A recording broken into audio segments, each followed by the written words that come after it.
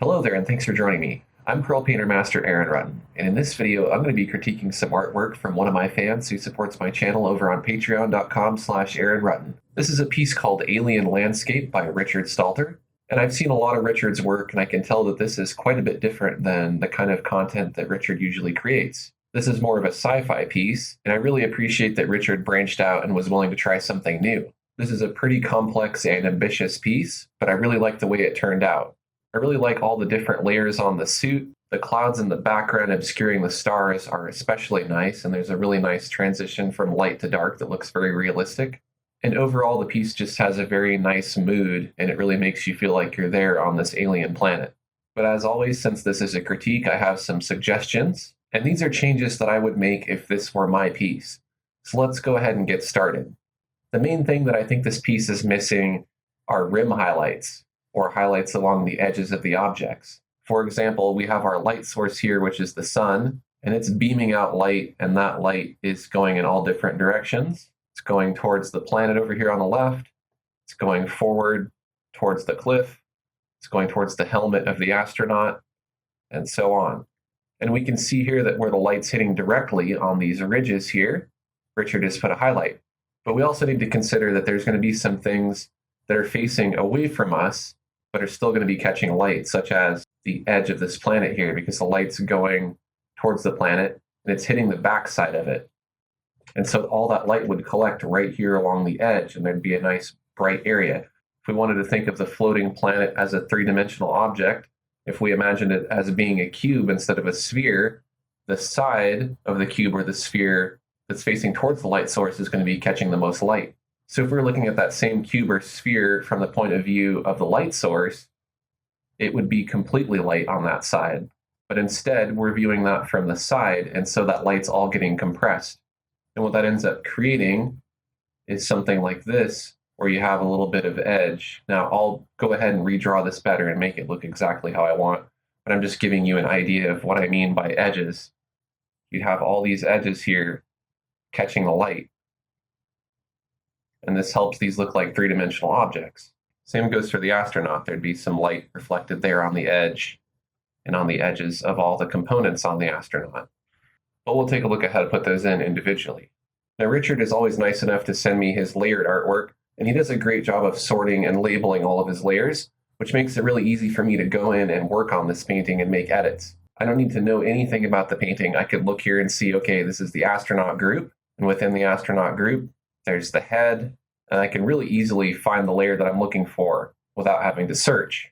So let's go ahead and start with the big planet in the background. Here's the big planet layer. I'm going to go ahead and just get a selection of that layer by right-clicking on the layer and choosing Select Layer Content.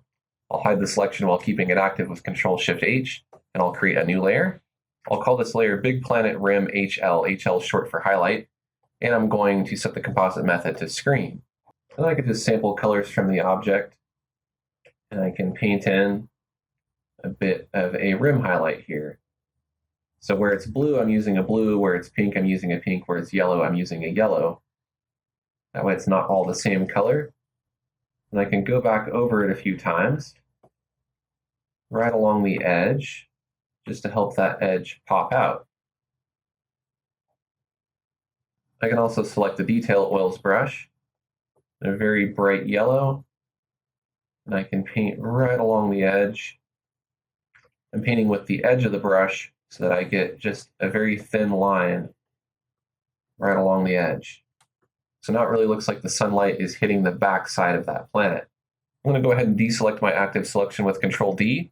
I'll create a new layer above the Big Planet Rim highlight. I'll call it Big Planet Glow. I'll set the composite method of that layer to screen. I'll use that same glow brush. Now I want to go in here and paint a bit of a glow along the edge there so the light spills over just a bit. Let's go to that rings layer. We'll turn on Preserve Transparency. And let's go ahead and use the glow brush just to highlight the edge of the rings there where they're facing towards the light. Now that planet's really popping out, but since the planet is one of the furthest objects away, it might be good to also set it into the distance a bit by blurring it. So I'm going to go ahead and merge the entire big planet group by selecting the group, and I'll hit Control-E on my keyboard. Now I noticed that when I did that, some hidden layers appeared, so I'm going to do an undo, and I'm going to find that layer that's hidden, and I'm just going to delete that, and I'll try merging that group again. Now I'll select that merged big planet layer, and I'll go to Effects, Focus, Soften. Now we don't want to soften it too much, but if we do soften it a little, we can help set it back into the distance and make it look like it's further back. I'll go ahead and click on OK to apply just a little bit of a blur. I'm going to go ahead and merge the sky. I don't think it would hurt to do that to the sky too. I'll go to Effects, Focus, Soften, and soften it just a tiny bit so we don't lose too much of the detail. Anywhere where I see layers that I can delete, I'm going to go ahead and delete those, because as we're moving towards the final version, if we have copies of our artwork saved where we keep those layers, then it's all right to go ahead and delete anything we don't need. On that sky layer, I'm going to create a new layer. I'll call this Sun Glow, and I'll set the composite method to Screen. And let's actually take that and let's move it up above the clouds, because I believe those clouds actually cover the sun as well. And on that Sun Glow layer, we'll use a big brush to create a little bit of a glow here, just to help the sun stand out a bit more, because if it's the sun, it should be fairly bright in comparison to everything else in the piece. And it was just looking a little weak. Next, I want to go to the cliff group, which is actually cliffs in the foreground and in the background. I'm going to go ahead and just merge that group with Control E. And then I'm going to separate the layers for the background and the foreground. So I'll just use my lasso selection tool to select the background cliffs. I'll cut them with Control X and paste them with Control V. Now I've gone ahead and set up a keyboard shortcut so that I'm using paste in place rather than regular paste. And that puts it right back where you cut it from. So I'll call the background one Eclipse BG. I'm going to take that and I'm going to move it down underneath the Sun Glow so that it's in the background. And I want to blur that a little bit because it's in the distance. So I'll go to Effects, Focus, Soften. This just helps it look more distant. Let's go ahead and open up the ground group and let's take a look at what's inside of that. I'm going to go ahead and group some of these ground layers together. So I've grouped these into far, mid, and near. I'm going to go ahead and merge far, mid, and near, and I'm going to blur them. As we move towards the foreground, I'm going to blur everything less and less. Now, depending on how much you want to draw the focus in towards the subject in the foreground, you can decide how much you want to blur these different planes. The more you blur the background, the more the foreground is going to stand out. And so the reason why I'm doing this is to add some focal depth. Before, it looked like everything was too sharp, which kind of ruined the illusion of distance. Again, I could go back to the cliff's background and I could blur that a little bit more if I wanted to, just to set it back even further into the distance. And then just make sure that I blur all the other layers in the foreground accordingly. Let's go ahead and do a little bit of that to the cliff in the foreground as well. Effects, Focus, Soften, and just put it a little bit out of focus. So now while we're on those ground layers, let's turn on Preserve Transparency. Let's select Glow. Let's sample some of the colors, and we can put in some of those edge or rim highlights.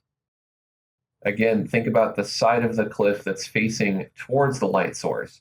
You're not seeing it directly, but you're seeing a little bit of the edge spilling over or curving around towards you. All that light that's reflecting off of it is getting compressed and smashed together. Again, you could use a bigger brush and put in some bigger, broader glowing areas like that. You can put in little cracks and dots and speckles because there might be little pieces of rock that are catching the light. Already you can see that's having a really nice effect to help this look more realistic, and it's also helping some of these layers look less flat and more three-dimensional. Let's do that to some of the background layers as well. I'm going to go to the near layer, sample that color, and again, near the light source, I'm putting in some highlights on the back side that are kind of curving around. Now you want to keep in mind, if you've blurred the background here, you want to make sure that your glow isn't too sharp, so you may need to go in and blur your glow a little bit too when you're putting it in. If you use a bigger brush, it'll end up being softer. If you use a smaller brush, it'll end up being sharper. So just keep that in mind when you're putting this in. Use a bigger brush, put in a few big, broad glowing areas like that to really make the light spill. Maybe even a few little spots and speckles. Let's go further into the background. We'll go to that mid layer. Same principle, just drawing in all these little details with the glow brush.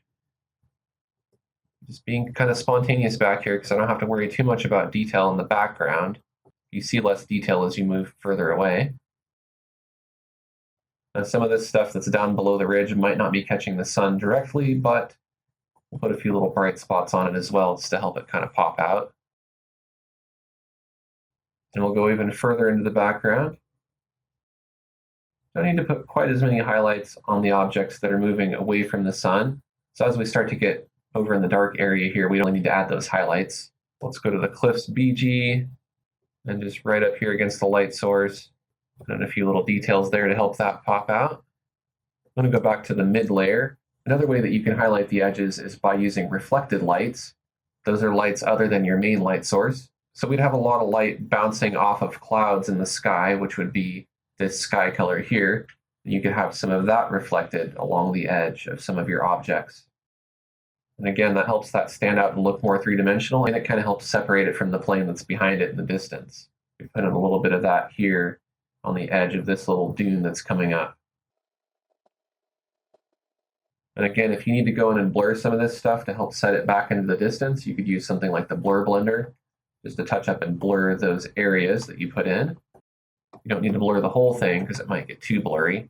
So I think that'll give you a pretty good idea of how to add edge highlights to the background. You can feel free to take as much time as you like on this. Now let's go ahead and move on to the astronaut because I want to add some highlights to him or her. Let's try helmet foreground. Now it looks like there's a lot of different layers going on here. So the best thing to do here, I think, will be to get a selection of the group. So with the group selected, I'll go to select group content. That'll give me a selection around the entire group. And I'll create a layer at the top of that group. I'll call that helmet edge. I'm going to turn off preserve transparency, hide my selection while still keeping it active with Control-Shift-H. Go back to that glow brush, sample our sun color here, set the composite method to screen, and facing towards that light source, we're going to put in an edge highlight. As we start to move away from the light source, we can sample our sky color or our reflected color. We can put in a little bit of that as well. Let's create an additional layer. I'll call it helmet glow. I'll set the composite method to screen. I'm going to deselect my active selection with Control-D. We'll use a bigger brush to really make this light bounce off of our helmet here and glow. I'm just using a variety of brush sizes here to build up that glow. If you wanted to, you could even put in that little cross shape to make it look like it's bouncing some light off the center of that glow spot there. I think it looks fine without. So that makes a big difference for the helmet. Now it's really looking reflective. For the reflections in the helmet, it wouldn't hurt to bulge them out a little bit using a bulge brush. I'm going to go ahead and take my helmet glow and move it above the helmet foreground group. I'm going to select group content. And that way when I bulge, I won't be able to bulge outside of that selection. I'll hide the selection with Control-Shift-H. Go to star reflections, bulge that a bit, because the reflection isn't going to be flat. The surface it's reflecting on isn't flat, it's curved. So our reflection needs to be curved as well. Sky reflection, near ground reflection, foreground highlight, all of these layers. That'll work for the helmet. Go to the head shape layer, turn on preserve transparency, select that same glow brush, sample our head shape color, and let's put in some edge highlight on the head as well. Put in a little bit on the opposite side to help that stand out. That's going to be catching a little light. Go to the ear cover layer, put in some of that. Go to the head cap layer. We'll use the reflected environment color for that. I used a bigger brush to put in a little bit of a softer glow there. Again, that's helping the head look like it's curved around. I'm going to go to the stencil number 4 layer. I feel like that's standing out a bit too much, like it's too bright. So I might reduce the opacity of that and just knock it back a little bit. I also start to notice that the reflections are a bit too sharp in the helmet, so I will go back to the helmet foreground, turn off preserve transparency, and on the reflection layers, I'll blur those just a bit, because if the background here is blurred for the stars, then the reflection should be equally blurred. Same thing goes for the cliffs.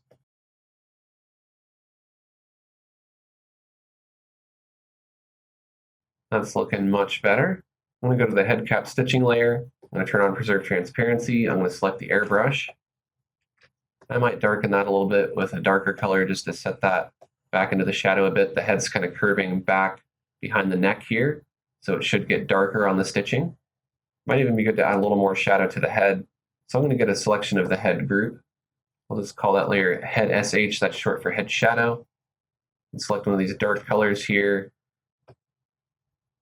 And just shade that head a bit more where it's facing away from the light source. Kind of want it to match that shadow you have here on your suit. Put a little more shadow by the ear there too. And if you overpaint the shadow, you can always reduce the opacity of it.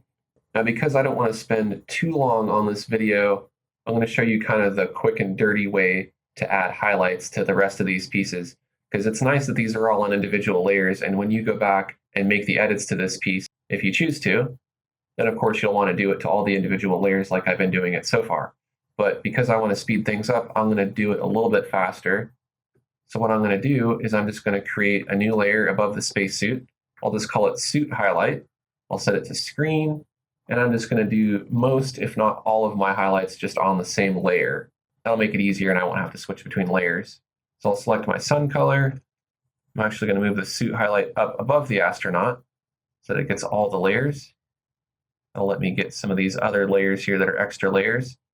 And again, wherever I'm facing towards the light source, I want to give some highlights to the edge or the side that's facing towards the light source, the side that you can't see directly.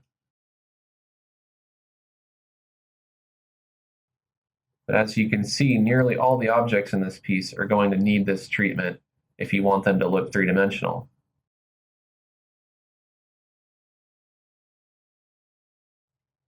Where you're facing away from the light source, and you want to use that reflected sky color as your edge.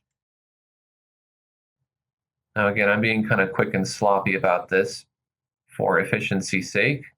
You would want to take your time.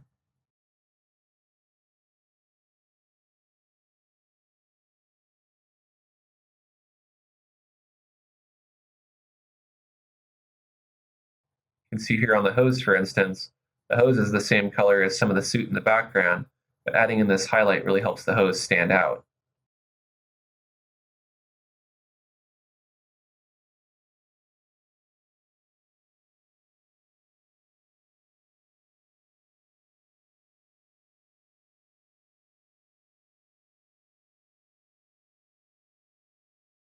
So I'm not going to highlight absolutely every object in this piece because I think that gives you a pretty good idea of what to do here. But I will create one more layer, call it Suit Glow, set it to Screen as well, and I'll use a bigger brush to put in some big glowing areas where we're facing towards the light the most. That's going to make it really look like sunlight is bouncing off of this object. But you only want to do that where you're catching the most light. As you're moving away from the light, don't worry about doing that quite as much. Like for example, back here, you're not really catching any light directly, so you don't need to put those big glows. However, it might be nice to add a little bit more of a shadow, so I'm going to go to the astronaut group, which is all of this right here. I'm going to choose Select Group Content, hide the selection with Control-Shift-H. I'm going to create a new layer, call it Astro Shadow, that's short for Astronaut Shadow. I'll select Multiply, sample one of these darker colors from the sky, select the airbrush, and on the back side with a big airbrush, facing away from the light source, I'm just going to darken this a bit more. That's going to really help set this astronaut back anywhere where there should be more of a shadow, like underneath the backpack. I could make it a bit darker there. Underneath the arm, it'd be a bit darker, so I'll make it darker there. And if you overpaint, you can reduce the opacity. But I think making it a bit darker helps. If you want to erase from that, you can always create a mask, select black, and you can paint back along the edge to bring back in some of the original highlight if you want. And I'll zoom out a bit. We'll see the before and after. It's really helping it look more three-dimensional. Because even though the astronaut is a composite of a bunch of different three-dimensional objects, as a whole, it's its own three-dimensional object, and so as a whole, it should have its own shadow. I'm going to go to the sky reflection layer, which is in the helmet foreground, and I think I want to bulge that a little bit more. I'm going to take it and kind of compress it more near the top. So those are all the suggestions I have for this piece. Again, feel free to take your time. Don't be as sloppy as I was when you're doing all of these edits. But hopefully I gave you some good ideas to work with. If you found this information helpful, take a quick second to like this video. And if you're new to my channel, I'd love to have you subscribe. I have a lot more digital art videos and critiques like this. If you'd like to have your artwork critiqued in a video, sign up now to become my VIP patron on patreon.com/AaronRutten, and you can submit your work for consideration in a critique like this. Thanks for watching, and I'll see you next time.